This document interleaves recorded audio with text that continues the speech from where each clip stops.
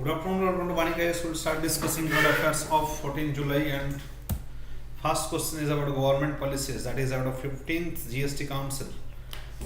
In the context of Goods and Service Tax Council 50th meeting recently reduced the clarified tax rate in some items.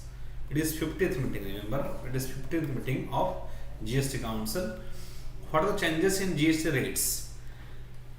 Reduce rates for snack pellets and imitation jari thread. The council decided to reduce the GST rate on uncooked, unfried snack pellets to 5%. Earlier it was in 12%, now they reduced to 5%. Exemption of medicines and food from special medical food for special medical purposes. The support the treatment of rare diseases enlisted under National Policy of Rare Diseases 2021. The Council has exempted IGST on medicines. The Council has exempted IGST on medicines and food for special medical purposes when imported for personal use.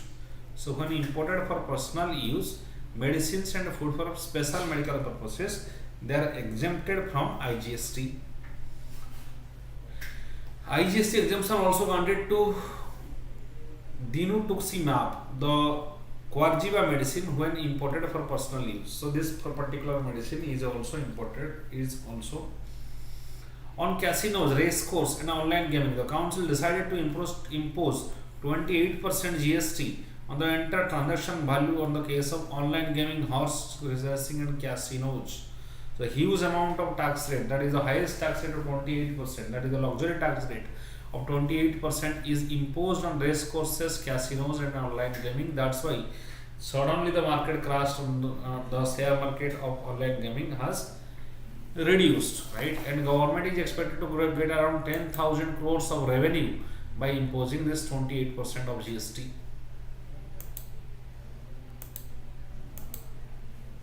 Recommendations on measures on facilitation of trade, establishment of GST appellate tribunal. To ensure the smooth functioning of the proposed GST appellate tribunal, the council recommended the rules governing the appointment and condition of president and members of the tribunal. Recommendation of measures of facilitation for trade, establishing GST appellate tribunal.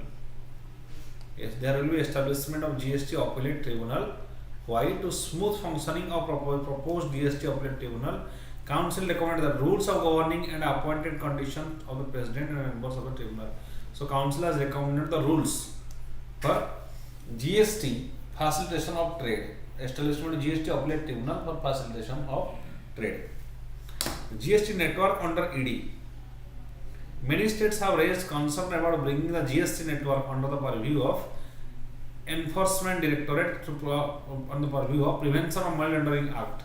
Earlier, Prevention of Money Laundering Act, that is came in 2003, it was only focusing on money laundering, but now it will also focus on GST tax evasion, right? So ED has money laundering, so ED has more power, right? Administered by the Enforcement Directorate. Changes for SUV vehicles. Till now, for a vehicle to be categorized as SUV with higher compensation, says 4 conditions have to meet. That is, they are generally considered as SUV. We are longer than 4 meters, engine is 1500 cc or more, and ground clearance is 170 mm. It can be considered as SUV. Then what they do usually, the council has decided to scrap the condition that the vehicle should be popularly seen as a SUV. Right, popularly seen, the perception is given, there is a particular definition is given. Ground clearance should be 170 mm, that should be declared as SUV. Now, what is GST Council? Article 279A is GST Council. Important, this is very important. Article 279A for prelims perspective. It is constitutional body under Article 279A, introduced in the Constitution 101st Amendment Act in 2016. 101st Amendment Act in 2016. That led to establishment of GST Council. It is empowered to modify, reconcile and procure any law regulation based on the context of GST in India. It is also considered as a federal body where both central and states get due representation. Federal body because the center share is 1/3 of the voting rights, state has 2/3 of the voting right, and each of the decision is taken with a 3/4 majority. 3/4 majority is required for each decision. That means at least 75% voting rights is required. Functions. It makes recommendation to the union and state government on issues related to GST. Composition. Union Finance Minister members, Union State Ministers of Revenue, Finance Minister in charge of finance or taxation of all states. So Union Finance Minister is the chief of GST Council, and other members of the states, they are the members, right? And Finance Minister of the states, they are the members of the GST Council. That is 279A article.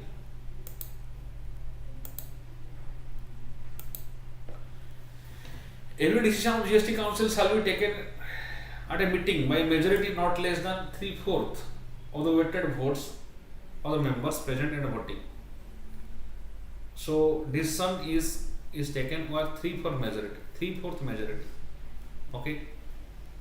Vote of central government shall have weightage.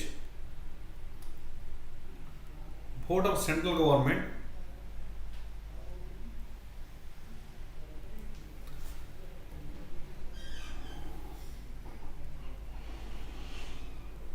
shall have a weightage of 1/3 of the total votes. 1/3 total votes cast. Votes of all state governments taken together shall have a weightage of 2/3 of the total votes cast in that meeting. About goods and service tax. Goods and service tax is an indirect tax used in India on the supply of goods and services. It is value-added tax levied on most goods and services for the domestic consumption.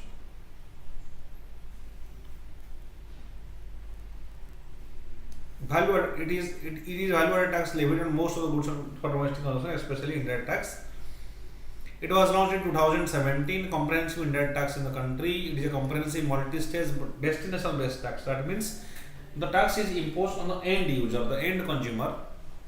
They impose the tax. They will pay the tax. So there will be no cascading effect. Cascading effect means when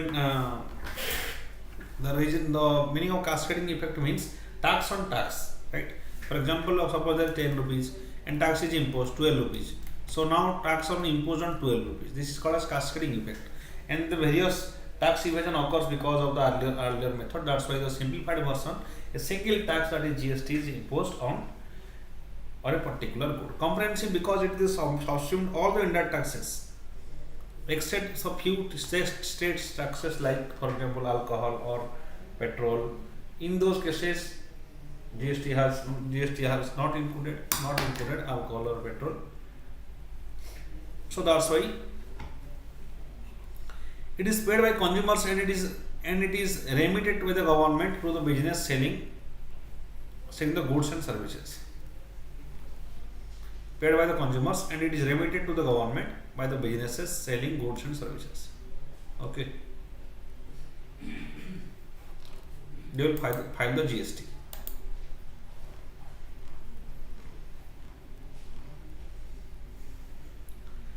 Then it is of 3 types.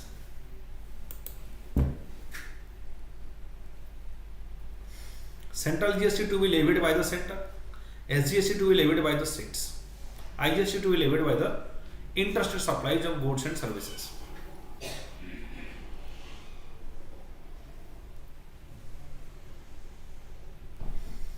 All these taxes are levied at rates mutually agreed upon by center and states.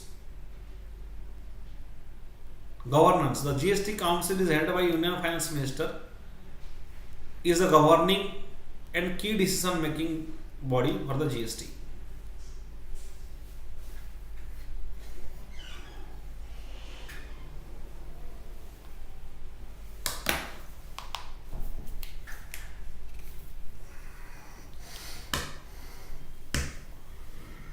Then what is the significance? Better compliance. GST helped the achieving better tax compliance by subsuming multiple taxation reduction of in taxation burden in the last 4 years. So taxation burden has decreased because in most of the goods we have seen that there is reduced in the prices of reduced in the tax rates, right? But the amount of tax is increased. Why? Because the tax base has increased, right?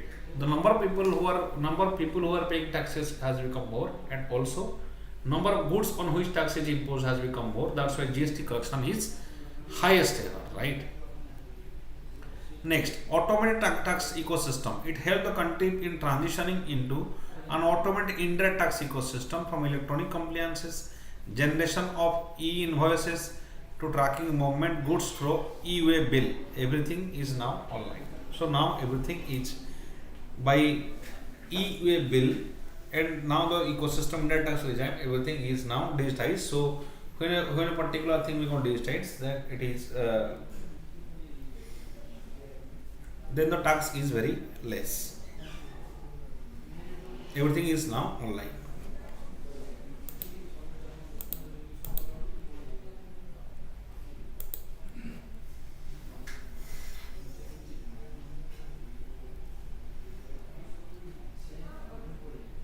E-invoicing system. What? E-invoice and more revenue. Yes. Invoicing system help reduce fake invoicing or harassing the consumers, harassing the taxpayers. Use of technology and online bill generation has resulted in smoother consignment movement and much fewer disputes with new officials. After the introduction of e-invoice, GST collections have risen steadily since November 2020, surpassing the 1 lakh crore mark on several occasions. Have risen steadily since 2020 and surpassing the 1 lakh crore mark on several occasions. Logistical efficiency, production cost.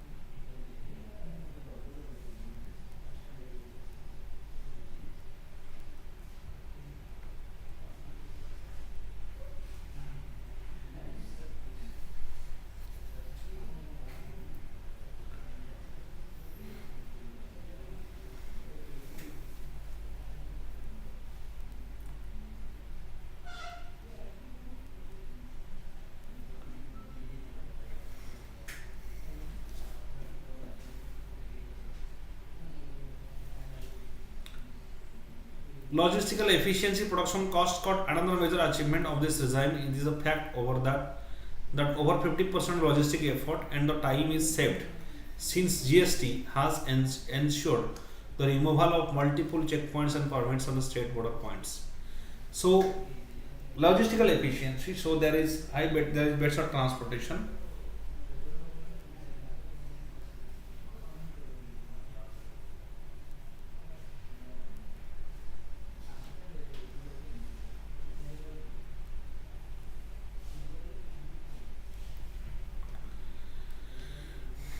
Then lesser transaction cost.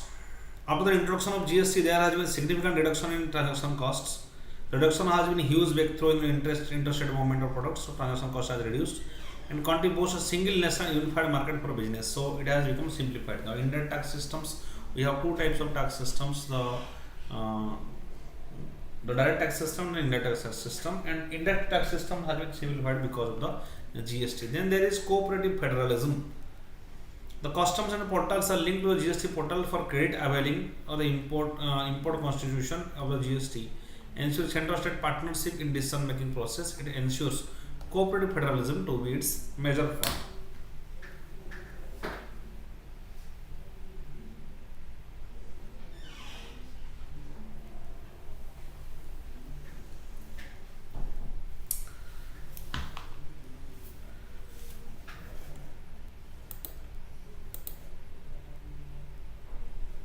Ease of doing business. India's ease of doing business ranking has improved significantly in the last 4 years. Before the GST is implemented, India's ease of doing business ranking was 130 in 2016. 130. India's GS, it was 130 in 2016, 142 around in 2014, and it has reduced 63rd. Reduced 63rd in the list. Since GST rate is the same across the country for a particular supply, traders and manufacturers in the organized sectors have gained more freedom to choose the best vendors, suppliers, and other stakeholders. Best vendors, suppliers, and other stakeholders with better pricing.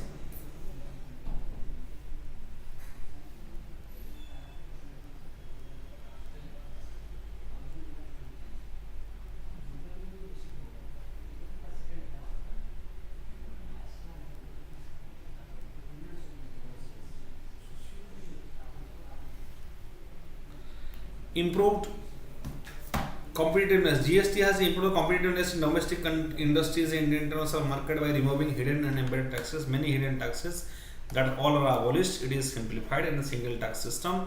Next is what India should do. Remarkable. India has a remarkable achievement, unique experiment in the cooperative federalism. It helped the country in transitioning from automated direct indirect tax systems.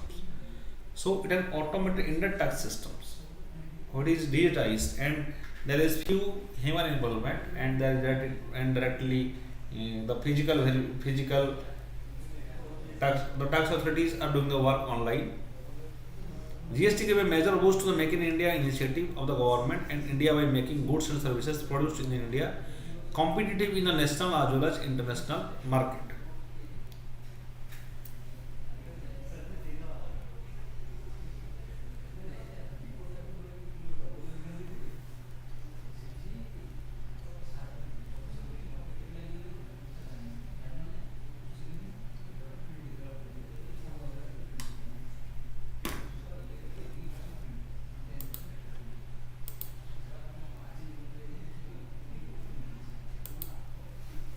And Global Multidimensional Poverty Index (MPI).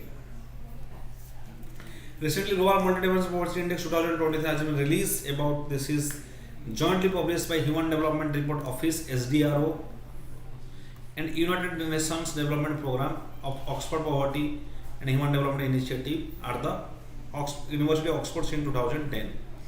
It tells about how prevalent poverty is in the world and provides insights into the lives of poor and people, their deprivations, and how intense their poverty is. To inform and accelerate efforts to end poverty in all its forms.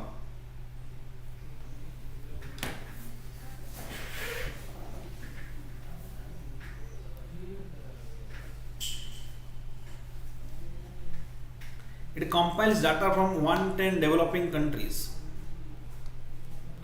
covering 6.1 billion people and accounting for 92% of population in developing countries.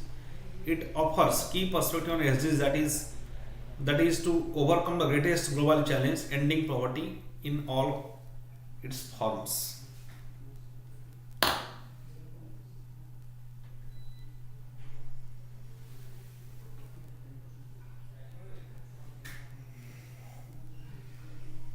So this is about Global Multidimensional Poverty Index.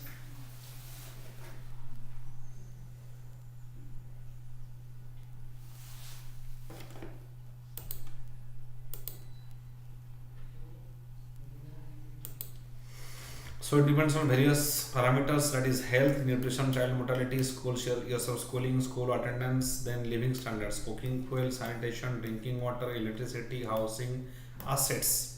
These are the indicators on multidimensional poverty index, because poverty means when you lack the opportunity to realize, when you lack the resources to achieve or to get all the opportunities you deserve. For example, you want to study somewhere, but you have poverty, you can't do that. That is called as also comes under multidimensional poverty index.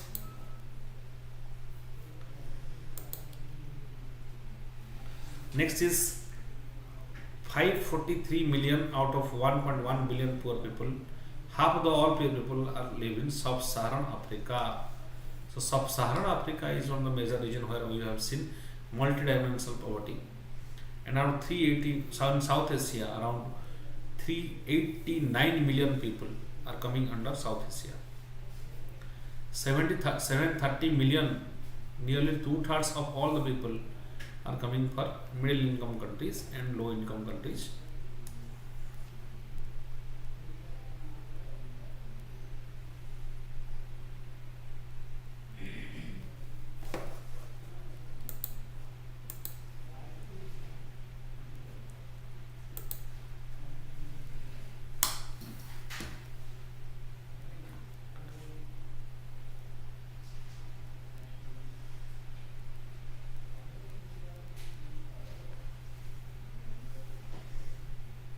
Then who are the poorest? 485 million poor people live in severely poverty across 110 countries. Experience 50 to 100% weighted deprivations. Over 18% people are estimated to live in acute multidimensional poverty.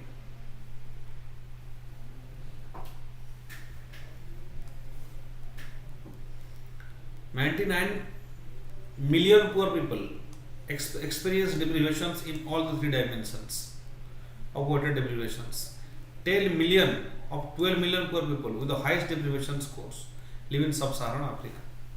So these are the statistics. Then around 10 million of the 12 million poor people are there living in the sub-Saharan Africa, and one of the major chunk of people are also living in the South Asia, especially in the Pakistan, Afghanistan and India. Subnational regions are being left behind two ways where poverty is widespread. Poverty is almost most intense. Subnational regions, remote regions are left behind, and where poverty is widespread. Half of the 1.1 billion poor people and children under 18 years of age. 84% of all poor people live in rural areas. Rural areas are poorer than urban areas in many world regions.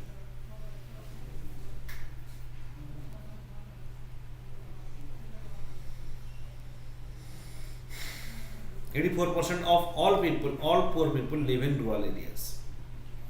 And rural areas poorer than the urban areas in every world region, because development do not touch there. There is a concept of core and periphery by the Marxist ideas. That means in the existing capitalism, certain regions will be highly developed and other regions will be underdeveloped.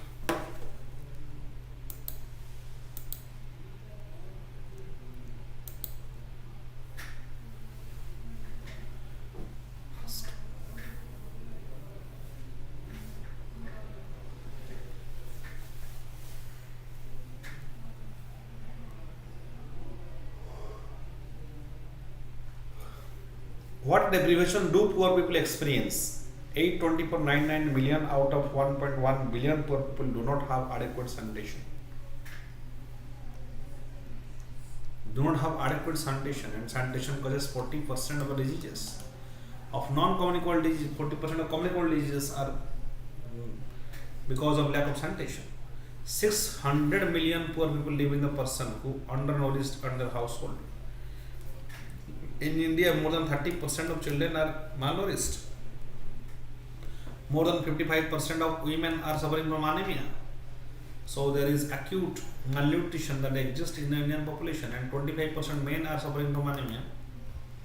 Gap in the years of schooling is a cross-regional issue. All the regions except Europe and Central Asia, around half of the poor people do not have a single member of their household who has completed 6 years of schooling.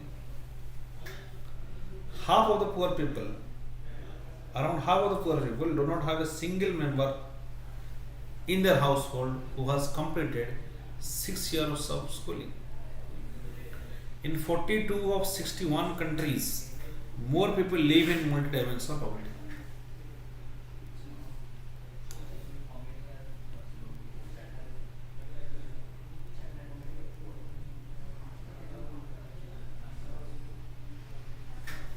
Based on the global MPI, more than extreme monetary poverty based on the World Bank's rank of 2.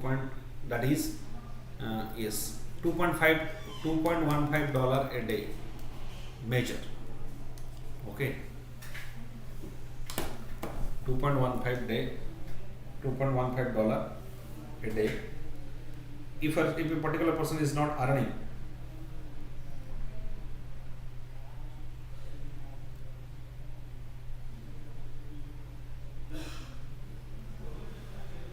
if a particular person is not earning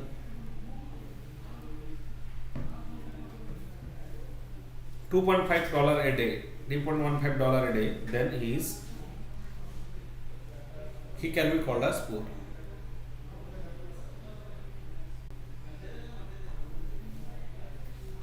Okay.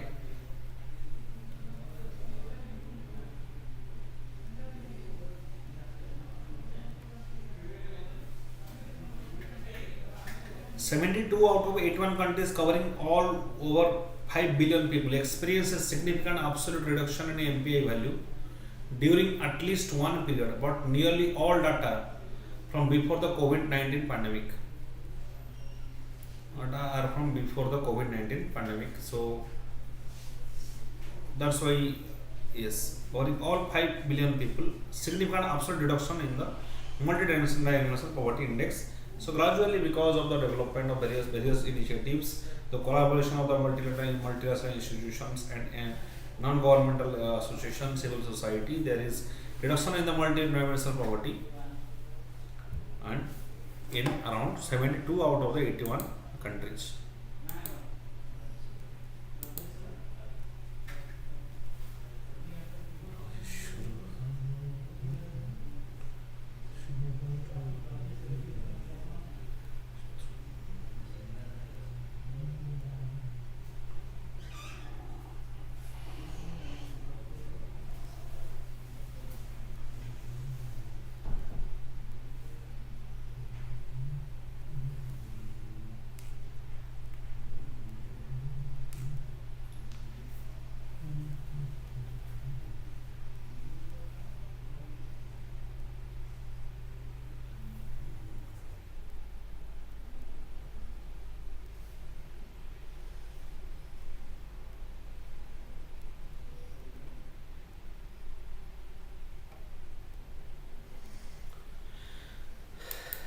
People who are multidimensionally poor and deprived under the nutrition indicator in India declined from 44.3% to 11.8% in 2019-21.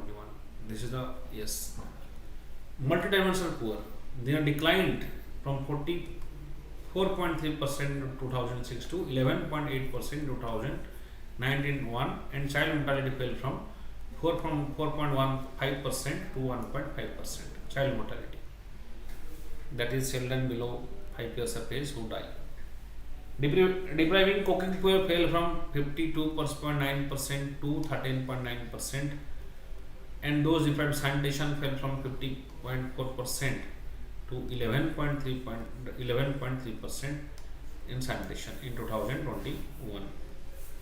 The drinking water, this is India has developed. This is how India has developed. The drinking water indicator percentage of people who are multidimensionally poor and deprived from falling from 16.4% to 2.7% during the period, and electricity from 29% to 2.01 from, and housing from 44.9 to 13.6% has reduced.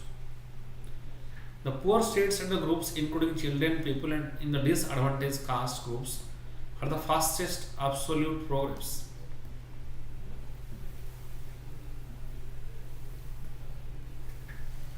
Initiatives by Government of India on poverty alleviation. Multi-pronged strategies are being taken by the Ministry of Rural Development. Multi-pronged strategy are being taken by Ministry of Rural Development (MORD) to address rural poverty.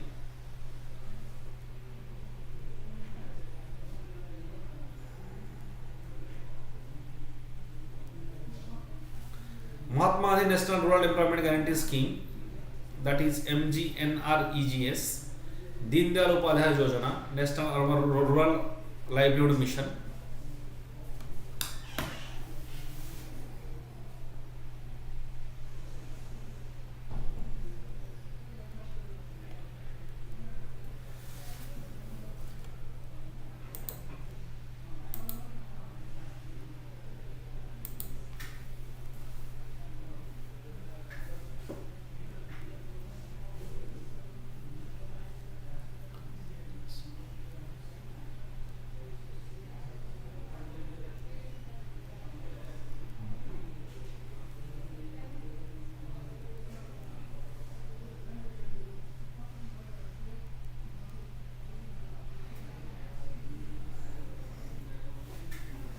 Deendayal Upadhyay ग्रामीण कौशल्य योजना, प्रधानमंत्री आवास योजना, प्रधानमंत्री Gram Sadak Yojana, Syama Prasad Mukherjee urban mission, and program Department of Land Resources, Watershed Development Component, प्रधानमंत्री कृषि सिंचाई योजना to support recovery from COVID induced poverty, प्रधानमंत्री गरीब कल्याण package is introduced and extended 2021. Other schemes like प्रधानमंत्री जन धन योजना, that is प्रधानमंत्री किसान Samman Nidhi PM Kisan, 6,000 rupees is given to the farmers, and प्रधानमंत्री जन धन योजना and integrated rural development program, that is IRDP.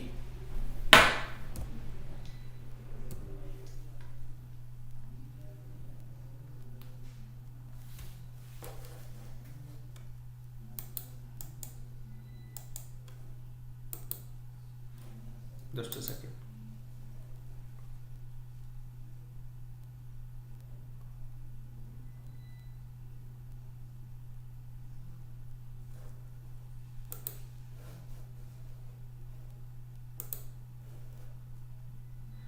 Next, what is this Atlantic menhaden? This is there are declining reproductive rates in the ospreys, the large raptor. Large researchers have believed that overfishing of menhaden, a tiny fish of Atlantic system, root cause of this. Menhaden, that's a tiny fish of Atlantic system that led to decline the reproductive rates of ospreys, a large raptor. The reproductive numbers of the ospreys were found to be lowest in the last 50 years. The breeding was declined as the favorite food of this bird, Atlantic menhaden, as depleted. That is the favorite food of the birds. A teeny silver color fish serves as a primary food source for many birds and big fishes of the ocean. There is a distinct black shoulder spot behind the gill opening of the fish. They can grow up to 15 inches and many weigh about a pound. 15 inches. That's very big. 15 inches. 15 inches means around this much. Okay. Around this much. More than 1 feet. The species are also known as scientific name, that is Brevorsia tyrannus and Cupidae family, and that is, and because of menhaden fish, the decline in the menhaden fish, the raptor, that is ospreys, are declining. Apart from overfishing, other cause decline in the population is predation and diseases. They are suffering from diseases as well, and there is predation, by that means other animals they are eating it. They are mainly found in the East Atlantic coastal regions and estuarine waters of Nova Scotia and other Florida. The species was assessed in the UN Red List of threatened species in 2015. A menhaden fish is declared as threatened species in 2015. This is the list. This listed as a least concern fish species. Least concern fish species.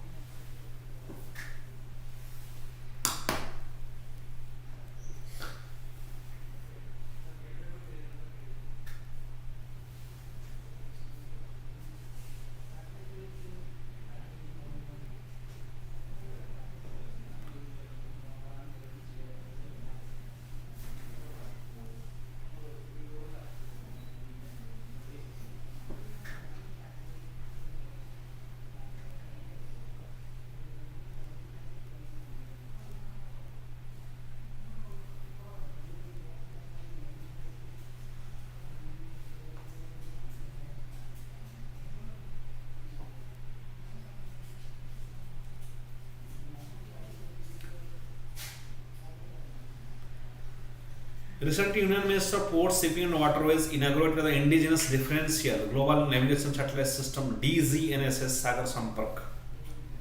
Sagar Sampark.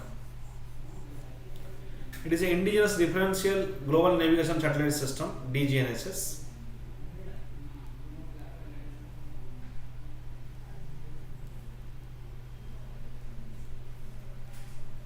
Sagar Sampark. It is an Indigenous Global Navigation Satellite System. Union Minister of Ports and Shipping Waterways, that is Sarvananda Sonowal, has inaugurated the Indigenous Global Navigation Satellite System. Sagar Sampark. The differential global navigation satellite system is a terrestrial-based enhancement system which connects the errors and inaccuracies in the global navigation satellite system, that is GNSS, allowing more accurate positioning information. It is now able to transmit corrections of GPS and GLONASS. GPS it is by USA, so it can give some corrections. Sagar Sampark as 6 locations will assist the Director General of Lighthouses and Lightships to provide radio aids to ships for the marine navigation. The system will provide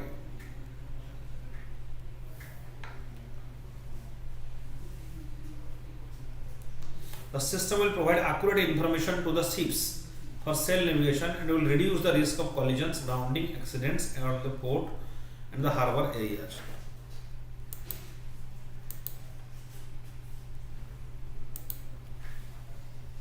This will lead to the safe and efficient movement of vessels. Yes, why? Because they will get navigation in the ocean areas. Navigation is the most important thing. We have so many issues with the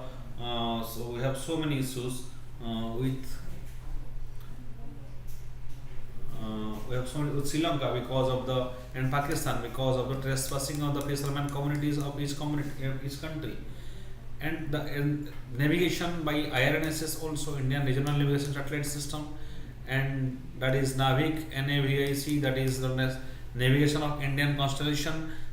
Because of these two things, now it will they will not enter to the.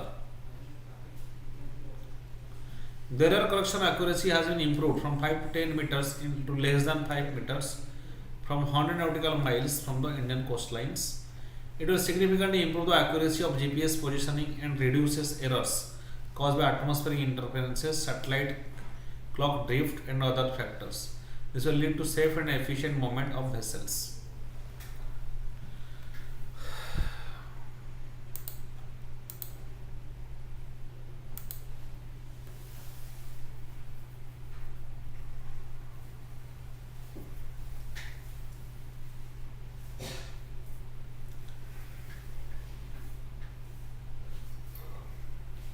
Then Muslim World League. What is this Muslim World League? Recently, President Draupadi Murmu had a meeting with Secretary General of Muslim World League, Rashtrapati Bhavan in New Delhi, said that India appreciates the role and objectives of Muslim World League in promoting the tolerant values, moderation of consciousness, and interfaith dialogue.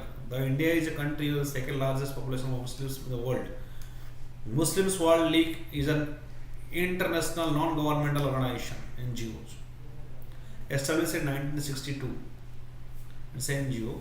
Historically, it was founded in accordance with the resolution adopted during the meeting of General Islamic Conference, which was held during Holy Makkah 14th of the 1962. 18th May. It is Makkah, Saudi Arabia. Right.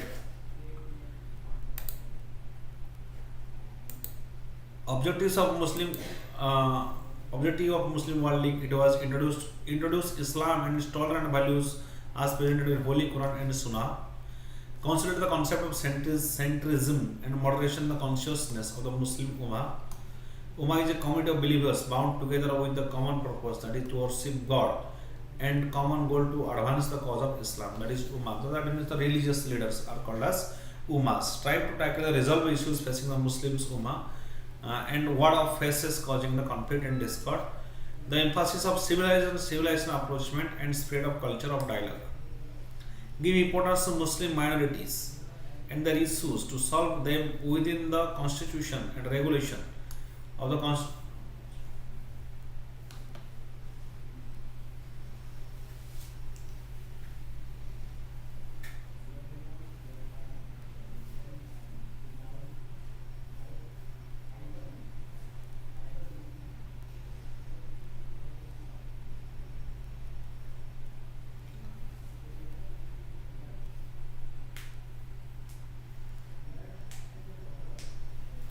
Benefit of horse season by facilitating meeting around scholars, intellectuals and heads of organizations to provide scientific solution to raise the standards of Muslims around the world. This is the objectives of Muslim World League.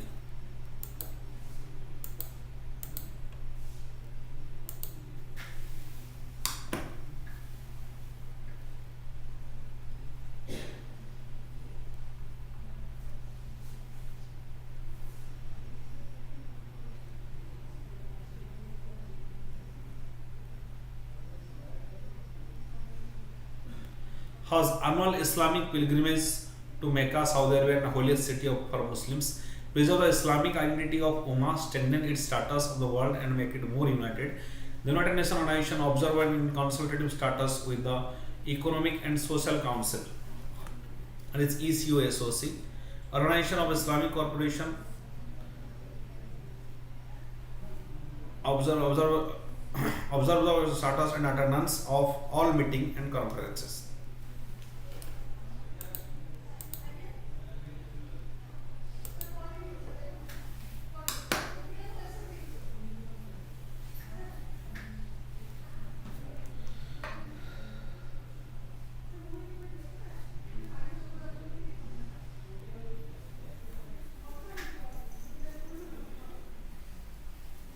Next is scheme for capacity building in textile sector. Recently, 43 new implementing partners were empaneled under the scheme for capacity building in textile sector, that is Samarth scheme. The panel of implementing partners has been broadened with the empanelist of 43 new implementing partners, an additional target of training around 75,000 beneficiaries. So it is about implementing scheme for capacity building in textile sector. Capacity building means training. That is called a summer scheme. Summer scheme in textile sector. That is scheme for capacity building in textile sector. That is Samarth. It's a demand driven. Demand driven means the requirement. As per the requirement, the scheme is as per the requirement of stakeholders. The scheme is proposed. Right? Scheme is done. The funding pattern has to also revise with an increment of 5% of in the cost norms.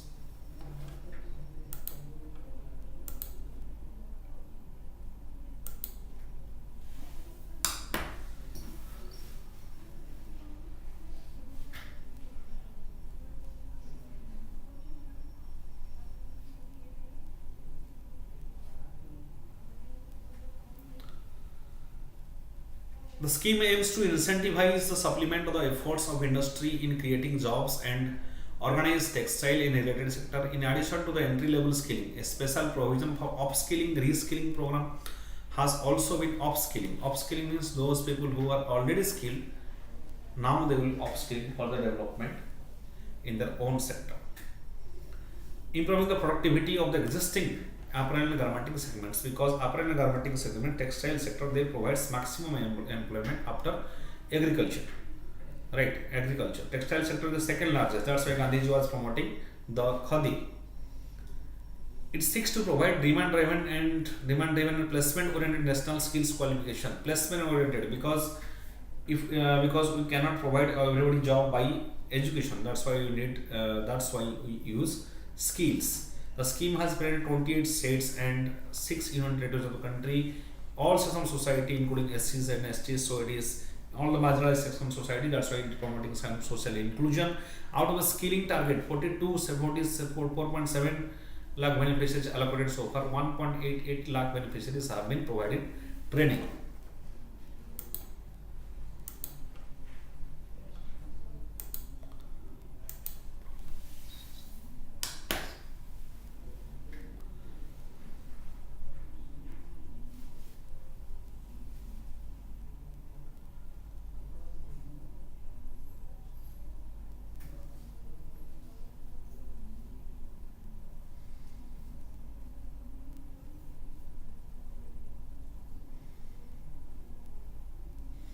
More than 85% of beneficiaries trained so far under the schemes are women. More than 70% of beneficiaries trained in organized sectors courses have been provided placement.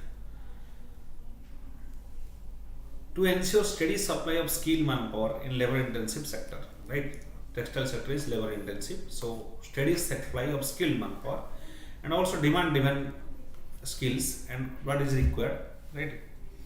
There is a mismatch between the demands and the supply so far as employment is concerned. That's why our employment system should be demand driven. In certain sectors there is huge demand but low supply of manpower.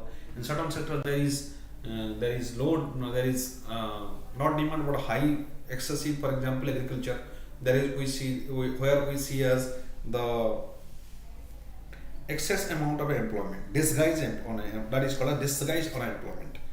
enable provision sustainable livelihood for the Wales employees, training of the trainers, and Aadhaar-based enabled biometric system, CCTV recording training programs. These all are under textile industry, institution, organization, and Ministry of Textiles, state governments, reputed training institutions, NGO, societies, trusts. They are also being the partners of the textile industry. That is Samarth scheme. So critically examine the following statement: the crazy ones, misfits, the rebels, and the troublemakers who do not fit into the rules, respect the status quo, and who often look like a villains are the ones who change things. The crazy ones, who misfits, the rebels, the troublemakers, who do not fit into the rules, respect the status quo, they are who are often look like villains are the persons who change the society. So it is said by Martin Luther King, right? Sorry, it is an example. It's a one-time example. And every society has its protectors, and then some people becomes rebel. So you may write this answer. So the lectures end here, and like this video and subscribe to VANIK-IAS. Thank you.